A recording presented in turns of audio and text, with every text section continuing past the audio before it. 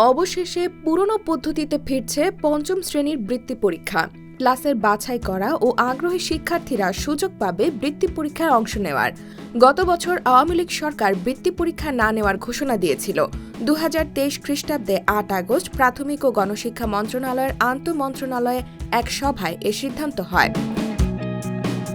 অন্তর্বর্তী সরকারের শিক্ষা উপদেষ্টা ওয়াহিদুদ্দিন মাহমুদ দায়িত্ব নেওয়ার পর বলেছিলেন, একটি প্রক্রিয়ার মাধ্যমেই পরিবর্তন হবে যাতে শিক্ষার্থীদের ওপর তা চাপ হয়ে না দাঁড়ায়। এমন প্রেক্ষাপটে একটি নির্দেশনা দিয়েছে শিক্ষা মন্ত্রণালয়ের মাধ্যমিক ও উচ্চশিক্ষা বিভাগ। এতে বলা হয়েছে, এখন যে পাঠ্য বইগুলো শিক্ষার্থীরা পড়ছে এই বছর তাই পড়ে যাবে, তবে মূল্যায়ন হবে আগের মতো পরীক্ষার মাধ্যমে। 2025 খ্রিস্টাব্দে বই পরিবর্তন হবে। এই পরিবর্তনে প্রাথমিক স্তরের ক্ষেত্রে প্রথম, দ্বিতীয় ও তৃতীয় শ্রেণীর পাঠ্য বইয়ের সঙ্গে ধারাবাহিকতা রেখে চতুর্থ ও পঞ্চম শ্রেণীর পাঠ্যপুস্তকগুলোর পাণ্ডুলিপি প্রয়োজনীয় সংশোধন ও পরিমার্জন করে ছাপা হবে। পাঠদান পদ্ধতি ও মূল্যায়ন প্রক্রিয়ার পরিবর্তন হবে।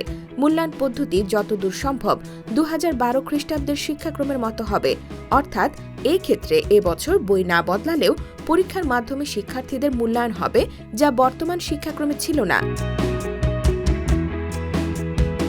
আর মাধ্যমিক স্তরের ক্ষেত্রে ষষ্ঠ, সপ্তম, অষ্টম ও নবম শ্রেণীর পাঠ্যপুস্তক এখন যা আছে শিক্ষার্থীরা এবছর সেটাই পড়বে। 2025 খ্রিস্টাব্দের সংশোধিত ও পরিমার্জিত বই পাবে তারা। নতুন শিক্ষাক্রম অনুযায়ী ষষ্ঠ থেকে নবম শ্রেণীর অর্ধবার্ষিক মূল্যায়ন অর্ধেক নেয়ার পর আটকে গিয়েছিল আন্দোলনের কারণে, তার নেওয়া হবে না। ডিসেম্বরে আগের মতোই ষষ্ঠ থেকে নবম শ্রেণীর বার্ষিক পরীক্ষা হবে। অর্থাৎ আগামী শিক্ষাবর্ষ থেকে 2012 খ্রিস্টাব্দের সৃজনশীল কারিকুলামে ফিরছে দেশের শিক্ষা ব্যবস্থা।